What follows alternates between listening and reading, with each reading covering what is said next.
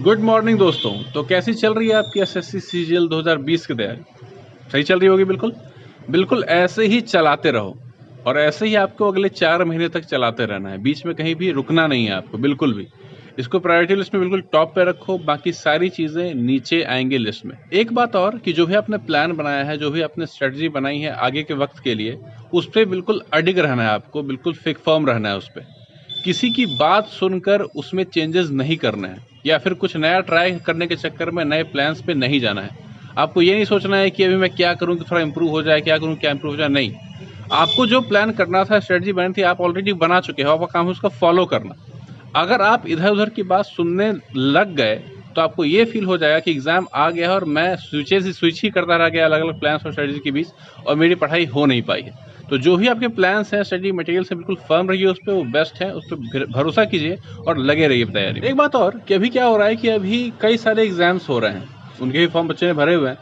तो वो लोग कहीं ना कहीं कंफ्यूज हो रहे हैं कि इसके लिए तैयारी करें या उसके लिए तैयारी करें, कौन सा बेटर होगा। और उनके पास 3-4 एग्जाम्स का फॉर्म उन्होंने भर दिया है, हाल फिलहाल उनका एग्जाम है।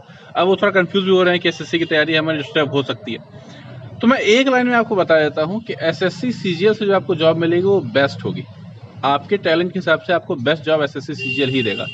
कई सारे लोग प्राइवेट नौकरी छोड़कर सरकारी नौकरी से एनओसी लेके या सरकारी नौकरी भी छोड़कर एसएससी सीजीएल की तैयारी करते हैं, जॉब करते करते भी तैयारी करते हैं।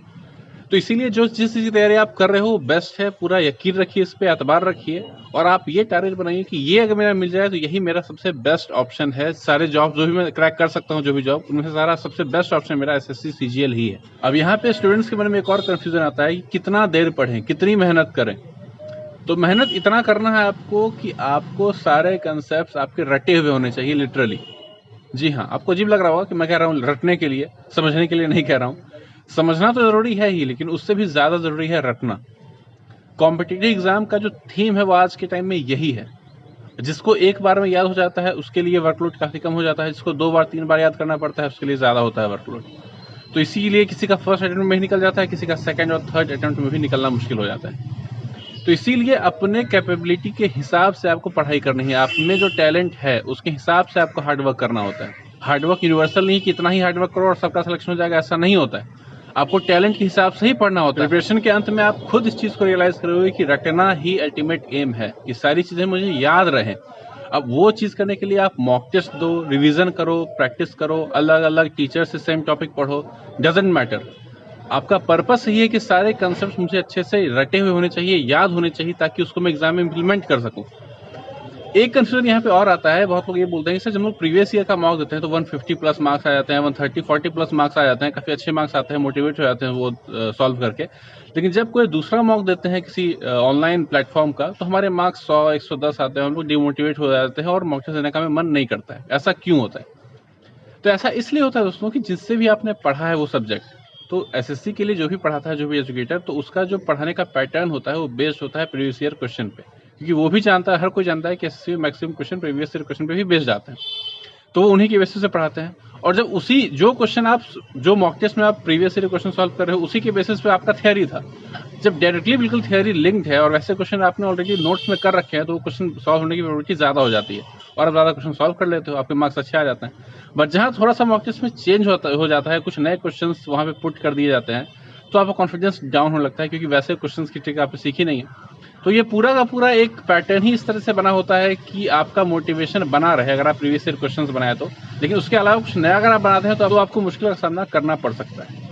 तो इसीलिए आपको थॉरो पढ़ना है। बहुत टीचर ये भी बोलते हैं कि आप जो हम लोग पढ़ाते हैं उससे बाहर कुछ नहीं आएगा, अगर उससे बाहर कहीं कुछ आ रहा है तो वो इररिलेवेंट है, बेकार है। ऐसा नहीं है। सारे ऑनलाइन प्लेटफॉर्म्स ने बहुत ज़्यादा इंप्रूवमेंट किया है अपने क्वालिटी ऑफ क्वेश्चन पे, अपने लेवल ऑफ डिफिकल्टी पे, हर चीज़ पे। तो इसीलिए कोई भी मॉक टेस्ट ऐसा नहीं है कि वो बिल्कुल बेवकूफ़ है और कुछ भी वो पुट कर रहा है, ऐसा नहीं है। वो कहीं ना कहीं एग्जाम से रेलेवेंट है। और कुछ क्वेश्चन हालांकि ऐसे होते हैं जो कि रिलेवेंट होते हैं, जिसको आपको इग्नोर करना है। लेकिन ऐसा नहीं है कि फिर सिर्फ आप प्रीवियस ईयर क्वेश्चंस के ही सेट्स बनाए, बाकी सेट्स आप नहीं बनाए, ऐसा नहीं है। क्योंकि प्रीवियस ईयर क्वेश्चंस की एक लिमिट है। हर आपको मान लीजिए कि 100-120 मिलेंगे, लेकिन आपको करना है अगर 200-250 तो कहाँ से अलाओगे आप? यहाँ पे एक चीज़ और आती है कि किसी के लिए 50 मार्क्स सफिशिएंट होते हैं, किसी के लिए 300 मार्क्स भी कम पड़ते हैं। तो ये भी लर्निंग कैपेबिलिटी पे ही डिपेंड करता है। तो जितनी भी चीज़ें हैं उन सबको मिला के आपको यही अश्योर करना है कि जो भी चीज़ आप पढ़ो वो आपको याद हो जाए, आपके दिमाग में फीड हो, ताकि एग्जामिनेशन हॉल में उसको आप इम्प्लीमेंट कर सको। समझ के अगर पढ़ोगे अगर समझ के पढ़ोगे तो आप सारे क्वेश्चन भी आप अटेम्प्ट नहीं कर पाओगे, आप मॉक टेस्ट देके देख लो।